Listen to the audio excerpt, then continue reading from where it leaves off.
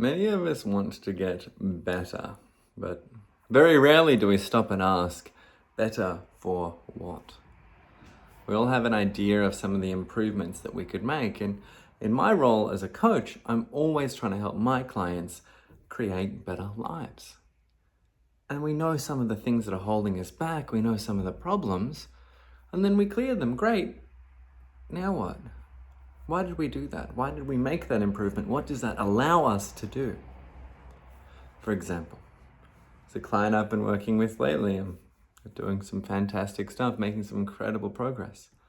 One thing we've really focused on is teaching them how to calm their mind, how to get rid of the thoughts of just the bombardment, constant ADHD, and turn that down so things are quieter within and they can just be present and take actions. One of the things that we talked about a lot in our latest session was that when things are very calm, you're no longer just being affected by this onslaught of stuff.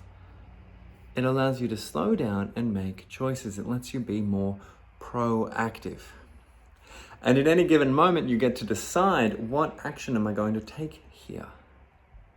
That takes you out of being reactive. It's all happening all at once. What do I do? This, I don't know that, and then this, and just responding. That's the default way of being for so many people, is that reactive way. And so we slow down the mind. Now we can be more proactive. Now we can make better choices for what we want to be doing. But what's that exactly? What do we want to be doing? Now that we've got this newfound space and freedom and clarity, what do we do with it? Sometimes this is a very common thing. It's like that dog that's always trying to chase its tail. But if it catches it, it doesn't even know what to do with it. Because, now what? Hasn't thought that part through. So often we're aware of the issues we want to fix, and if we fix them, great. But here's the other thing. If we can actually think about why we want to fix or improve something in the first place, that can be incorporated into our strategies. That can be incorporated into the momentum and energy and inspiration that we might have. The motivation is a better word for making those changes. Because why would I go to all of this effort to have a calmer mind if it wasn't going to benefit me in some other way? But if I know exactly how it will serve me, well, now it's worth all the extra work. Because there is work. You have to set some time aside and consciously and actively calm things down again and again until that becomes a default thing. That's a habit. And is it immediately rewarding in many ways? Yes. But then what? And that's why we need bigger goals. We need to have a bigger sense of, okay, well, where do I really want to be? As opposed to maybe where I have been up until now in my life. Where do I want to be? Now that I've calmed things down and can make better calls, how do I get there?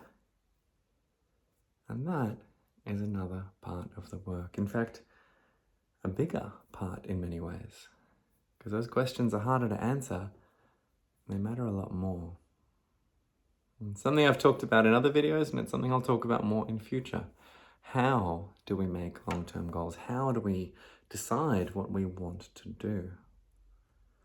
So if you'd like me to talk even more about that, or if you have any questions, you the viewer, if you have any questions about anything I've said right now, anything you'd like to share, relate, or ask, put it in the comments and I will read it.